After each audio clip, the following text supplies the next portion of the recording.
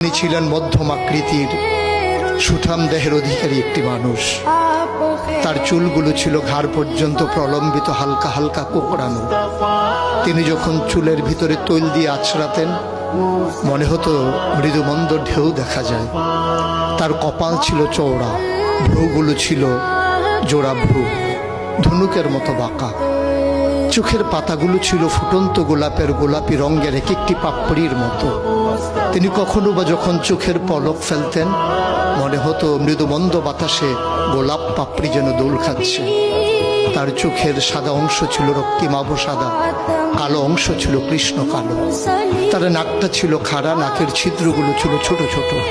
নাকের নিচে ছিল সরু চিকন গোঁফ, গোঁফের নিচেই সেই গোলাপি রঙের ঠোঁট। তার ঠোঁটগুলো যখনো কখনো বা মুচকে হাসত, গোটা পৃথিবীর মানুষ অবাক বিস্ময়ে দেখত গোটা পৃথিবীতে যেন বিজলি চমকিয়েছে। তিনি কখনো বা যখন এই রাস্তা দিয়ে হেঁটে যেতেন, 1 মাস পরেও কখনো যখন সাহাবা হাঁটতেন, তার গায়ের জান্নাতি গন্ধ তারা পেতেন।